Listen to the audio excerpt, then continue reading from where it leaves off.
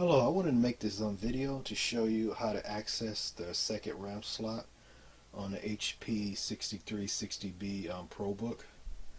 So there's actually two RAM slots on this laptop.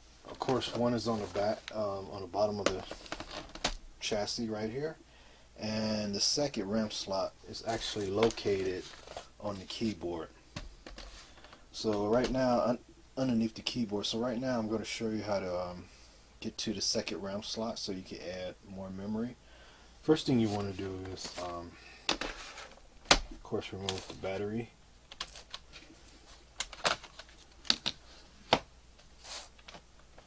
And then you want to remove the bottom cover right here. So all you do is just, take the latch and remove it. Now, there's actually 4 screws that is used to secure the keyboard to the laptop. So first thing you want to do is locate the 4 screws. So the first one is actually, let's see, this one right here.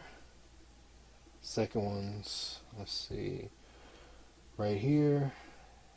Third one is right here. And the fourth one is right here. It's right on the corner right here. On the right side. Right where the optical drive is. So what you want to do is just, remove those 4 screws, and then the top of the keyboard would just come off. So I'm going to do this real quickly just to show you. Okay, this is the first screw right here. Try to remember these screws come out. Oh, okay, yeah. Okay. These screws don't fall out, so you don't have to worry about, losing the screws, because these are actually, they don't come out. So that's nice. So I'm going to screw the second one right here. And again, this laptop right here has, of course, 2 RAM slots. So this laptop actually supports a maximum of 16 gigs of RAM. So that's just, 2 8-gig sticks. So that's pretty good. Even in 2021, 16 gigs of RAM is a lot, especially for a laptop like this. So you have, just about enough RAM or more RAM than you actually need for this laptop. So right now I'm running actually just 8 gigs of RAM, 4 in each slot. But yeah, it holds a maximum of 16 gigs, so that's more than enough. So what's this second screw, third screw, and fourth right here.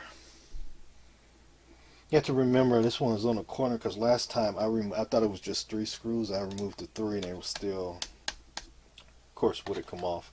So I finally looked again and found the 4th screw. So it's right here on the corner. Kind of hard to see, but it's right here. So that's about it.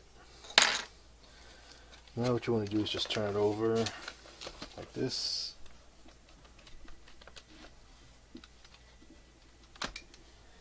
And the keyboard should just, let's see. Okay, I just came back for a few minutes. I wanted to make sure this keyboard, take it off correctly. And what I noticed about this keyboard is, it's not like the Lenovo's where you just slide it, where you just take your both hands and you just, push it up, or push the keyboard forward and it pops out. This one you have to actually just pry it out. And you have to be really careful that you don't damage the keyboard. But you have to take something like this, a flathead screwdriver that has a flat. You can't. Let's see if I can focus it. There we go. So yeah, you have to use a flathead screwdriver like this and get underneath the corner of the keyboard, like right here, and you just have to pry it out. It doesn't it doesn't detach like the Lenovo's do, which is much easier. This is actually a little bit of work. So what you want to do is you want to get underneath the keyboard. Oops, let's see if I can get underneath it. Yeah, this is really difficult, to remove the keyboard from this. There we go. So you just have to kind of pry it open on the side, and there you go. The keyboard will lift up. There we go. So yeah, I made it look, a lot harder than it is, but you have to remember, you have to get something real thin, like a flathead screwdriver, and just lift underneath a corner, and just kind of pry it out, pop it out, as you can see. It's the keyboard, and there you go. Here's the RAM slot right here. As you can see it, right there. So that's the second RAM slot. So that's pretty much it. So if you want to upgrade it to 8 gigs or 16 gigs of RAM, which I would recommend, 16. I have 8 gigs on this, but it works great. I can stream 1080p video on YouTube. Edit 1080p video with no problems or anything, and it works. 8 gigs is enough for me. And again, I have a processor. I have a Core i7 processor, so that helps also. But yeah, so this is your second RAM slot right here. First one is right here. That's your first RAM slot, and the second one is this one right here. So then when you finish, I see,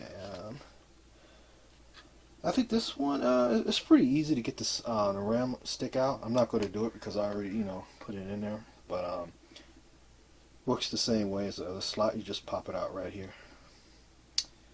So I'm going to put it back real quick just to show you.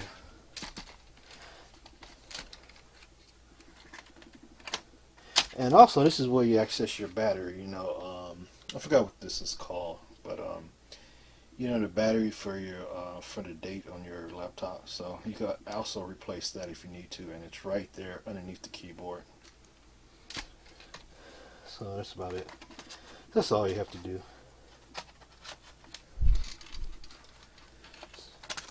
And you can see right here. So this is like this is how the keyboard actually snaps on. You see these little not clips, but little fittings right here. This is what holds the keyboard in place. Yeah, hard to see, but yeah, you can see them right there. See. So when you put the keyboard back in, you just want to slide them in first. You want to slide the bottom of the keyboard in first because you see the hooks that's on the edge of these keyboards. So you just want to slide this in first like this. See? And there you go. There you go. It just kind of snaps in, pops in, and that's it. And then close it back up. You turn it around, and you just screw in the screws, and the keyboard is there. So I'm doing it real quick. It's just showing that the keyboard can be replaced.